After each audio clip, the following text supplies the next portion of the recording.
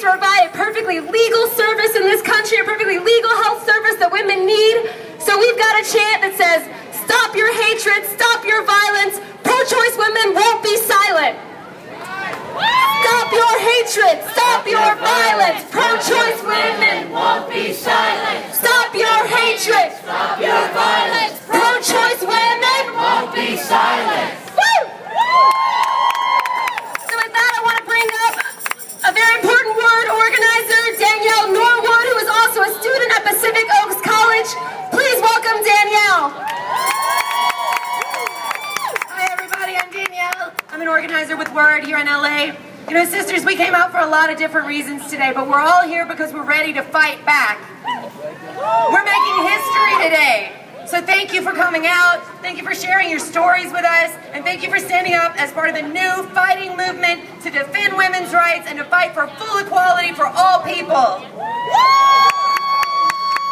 We know that women's rights are under attack across the country right now. In Arizona, the law now says that life begins before conception.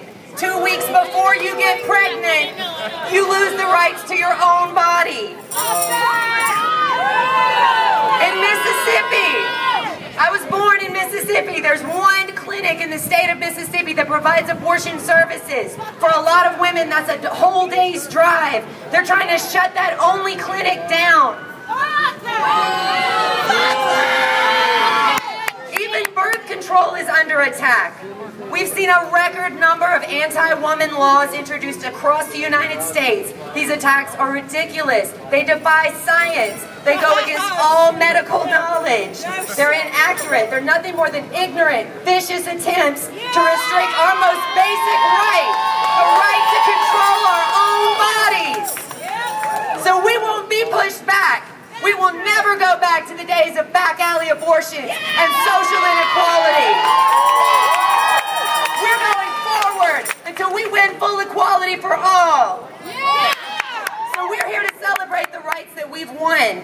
But we're also here to defend those rights against these vicious, escalating attacks by elected officials, by public figures like Todd Akin.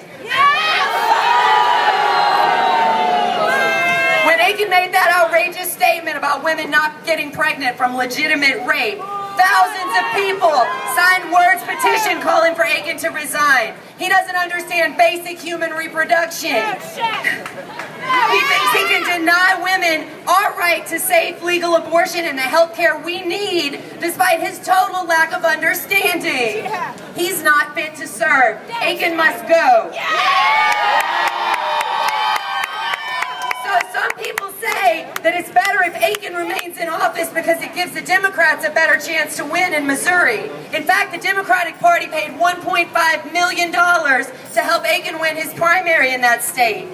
But our rights aren't bargaining chips. We stand with the 1 in 4 women in this country who become a victim of sexual violence. Sexual violence is not trivial. Every survivor is legitimate.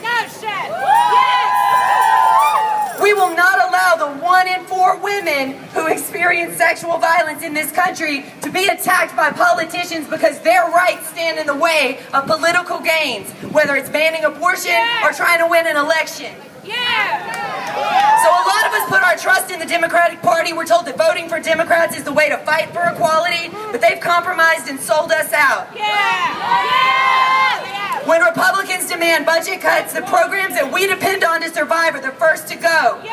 In 2011, the White House took an unprecedented step. For the first time in history, the White House overruled the FDA to keep Plan B away from women under 18. They're willing to compromise our rights and our health for political gain. It's clear that both parties are more interested in winning votes than they are in fighting for women. We can't count on politicians to fight for our rights, but we don't have to. We can fight back, and we don't have to wait until November. We're fighting back right now, right here. And this is the only way that change has ever been made, is in the streets. History shows us that change comes through struggle, through what we're doing right now. We won the right to vote, we won the right to get a divorce, we won the right to get an abortion, and we're going to keep standing together and fighting for our rights. So if you're outraged by these vicious attacks on women and on women's rights, join the new movement to fight for women's rights. Stay involved with Word. Let the politicians and the media know that we will never go back. We know you can't trust the politicians on either side to fight for women. So to defend the rights that we're here to celebrate today on Women's Equality Day, we have to continue the tradition of struggle that won those rights. We have to organize and fight back. So that's what we're doing today. We won't stop until this vicious war on women is over, and we won't stop fighting until we win full equality for all people. All right, thank you, Danielle. All right, let me ask you a question. Who out there, is this anybody's first demonstration? Did you just decide to get involved in the struggle for women's rights? Is that what brought you to the sheets today for the very first time? Make some noise if this is your first demonstration.